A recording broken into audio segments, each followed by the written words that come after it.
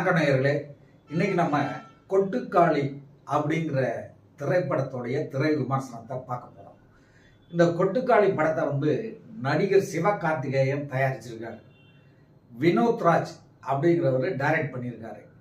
அந்த வினோத் ராஜ் யாருன்னா, ஏற்கனவே கூழாங்கல்னு ஒரு படம் வந்தது பாருங்க, அந்த படத்துடைய டைரக்டர் தான் அவர். அப்புறம் இந்த படத்தில் சூரி கதாநாயகனாகவும் அண்ணா பென் அப்படிங்கிறவங்க கதாநாயகியாகவும் நடிச்சிருக்காங்க. இதை தவிர மற்ற கேரக்டர் எல்லாத்துலேயும் புதுமுகங்களே நடிச்சிருக்காங்க.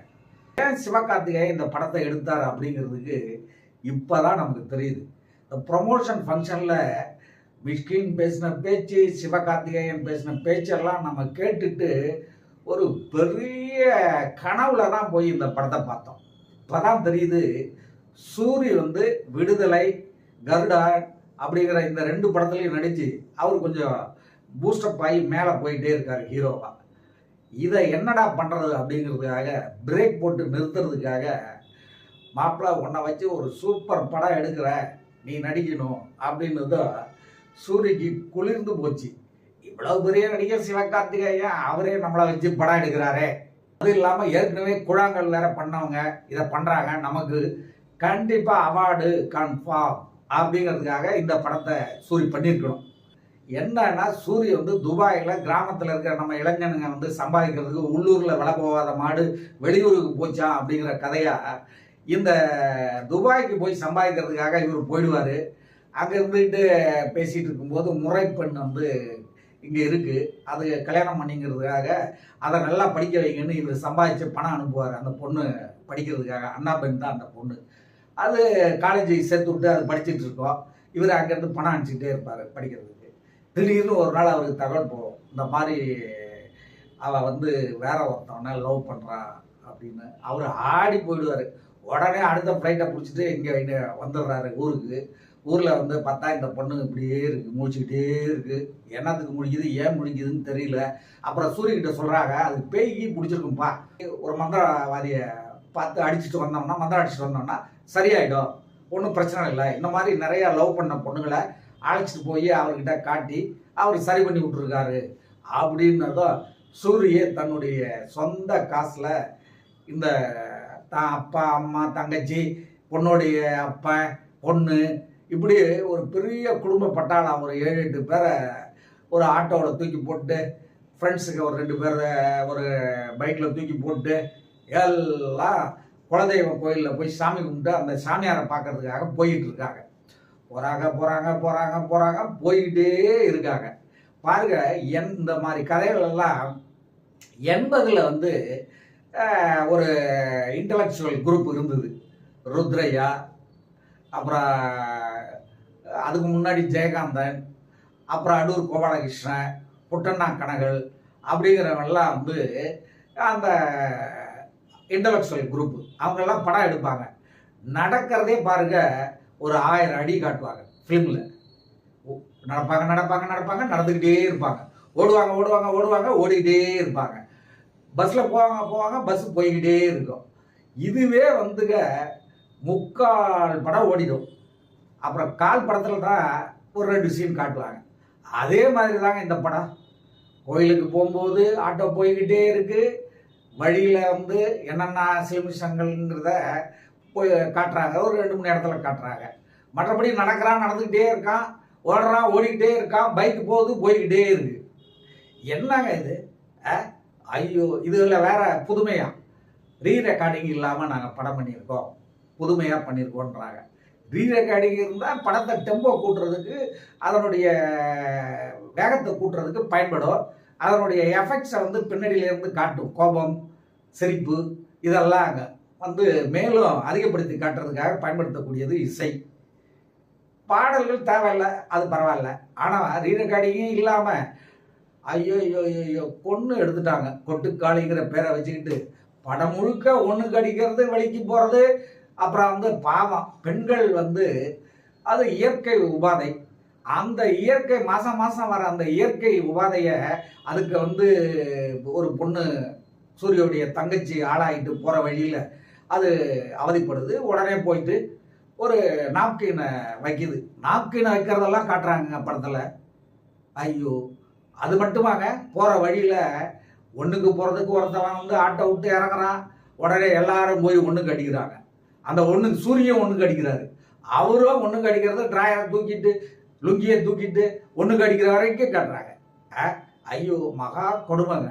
இதெல்லாம் வந்து ஒன்றுக்கு அடிக்கிறானே போகிறான் அப்படின்னா போயிட்டு வர வேண்டியதானே. அங்கே ஏதாவது விஷயம் நடக்குதுன்னா அதுக்காக ஒன்றுக்கு அடிக்க போகிறான் காட்டுறான் அப்படின்னு இருக்கலாம். அதுவும் கிடையாது. ஐயோ, ஒரே என்ன இந்த டைரக்டர் என்ன நினைச்சாரு, இந்த கதை சிவகார்த்தியை கேட்டாரா, இந்த சீனெல்லாம் கேட்டாரா, கேட்டுட்டு தான் படம் பண்ணாரா என்னன்னு தெரியல. 100 நிமிஷம் ஓடுற படங்க.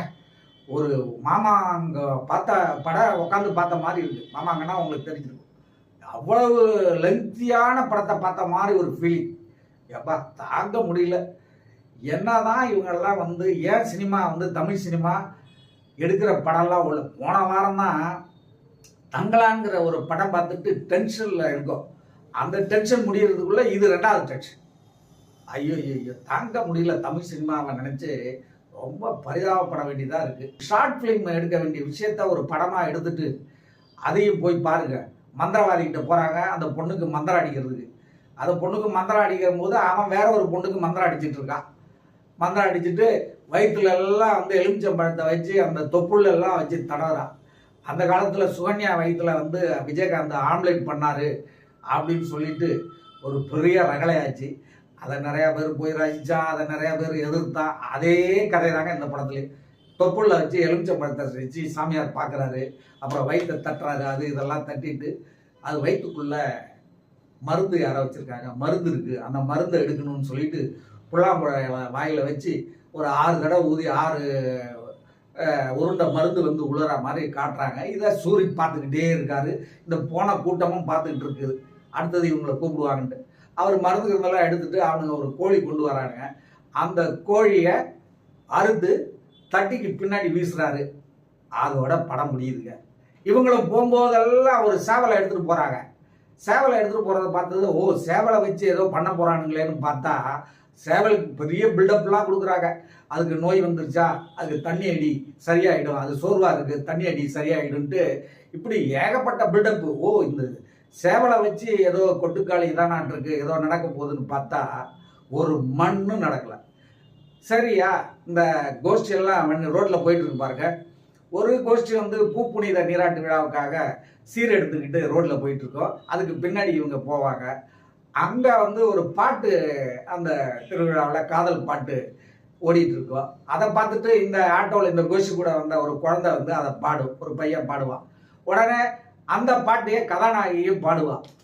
இதை கேட்டதும் சூரி டென்ஷன் ஆகி அந்த கதாநாயகியை போடுவார் பாருங்க ஒரு போடு. எப்பா அவ்வளவு ஆக்ரோஷம்.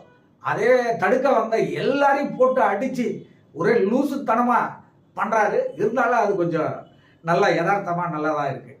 அதே போல் இன்னொரு சீனில் பார்த்தீங்கன்னா இவங்க எல்லாம் போயிட்டு இருக்கும்போது ரோட்டில் ஒரு மாடு, ஜல்லிக்கட்டு மாடு நின்று இவங்களை போக விடாமல் குறுக்கடிக்கும். அதை பார்த்த உடனே சூரி போய் அதை ஓட்டலான்னு போகிறதுக்கு முன்னாடி அவர் கூட வந்த ஃப்ரெண்டை போய் டேய் அதை ஓட்டுறான் அப்படிம்பாரு. அவன் போன உடனே மாடு சீரும் ஓடி வந்துடுவான். உடனே சூரிய அப்பா இது மாதிரி நான் எவ்வளோ மாடை பார்த்தேன், அந்த பாரு இப்போ பாரு இதை விரட்டி விட்றேன்ட்டு போவார். அவரையும் பார்த்து 2 தடவை சீர்ன உடனே அவர் கொண்டாட்டி போயிடாத வாயான்னு கூப்பிட்டு அவரையும் வச்சுக்கும். அப்போ பக்கத்து வீட்டில் எவனாவது இருப்பான், அவன் மாடாக தான் இருக்கான், அவன்கிட்ட போய் சொல்லுங்கள் மாடை பிடிச்சிருவானுங்க. மாடை ஒரு வீடு இருக்கும், அந்த வீட்டுக்கு போய் அவங்ககிட்ட சொல்கிற உடனே ஆமாம் நம்ம மாடு தானுதோ ஒரு குரல் விடுறாரு, ஏமா அங்கே வாமா அந்த மாடை பிடினதோ. அது ஏதோ ஒரு பெரிய பொம்பளை வருவாங்களாட்டிருக்கு, பெண் வருவோம், நம்ம போய் மாடை பிடிக்க போகிறாங்கன்னு நினச்சா அங்கேருந்து ஒரு 7-8 வயசு குழந்தை ஓடி வருது. ஓடி வந்து அது போய் டே வாடா வாடா அப்படின்னு தான் அந்த மாடு எந்த பிரச்சனையும் இல்லாமல் அந்த குழந்தை கூட போகும்.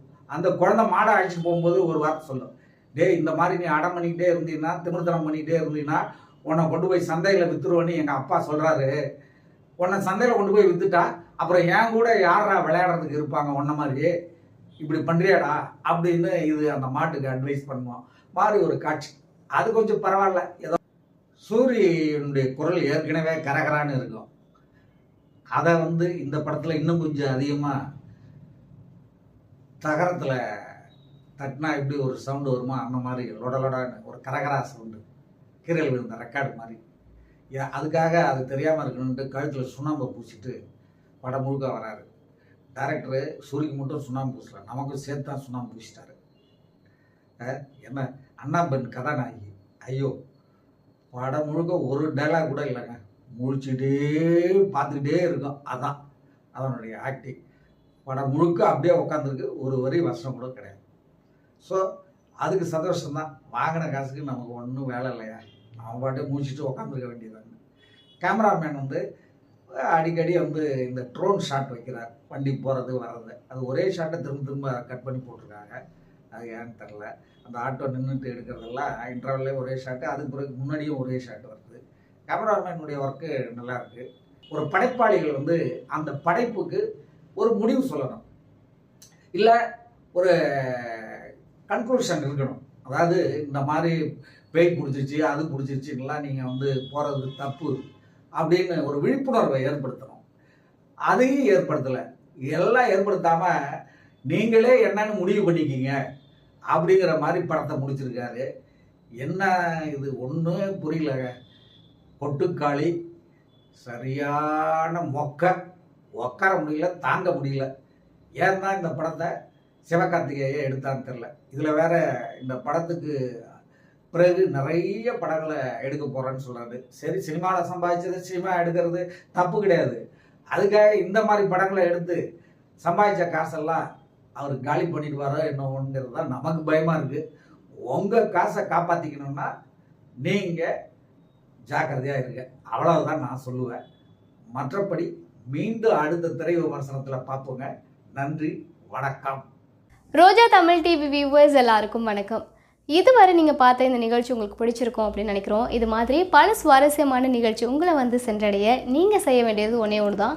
ரோஜா தமிழ் டிவியை லைக் பண்ணுங்கள், ஷேர் பண்ணுங்கள், கமெண்ட் பண்ணுங்கள், சப்ஸ்கிரைப் பண்ண மறந்துடாதீங்க. அது மட்டும் இல்லாமல் எங்களோட செய்திகள் உங்களை உடனுக்குடன் அடைய நீங்கள் செய்ய வேண்டியது ஒன்றே ஒன்று தான், பெல் பட்டனை கிளிக் பண்ண மறந்துடாதீங்க.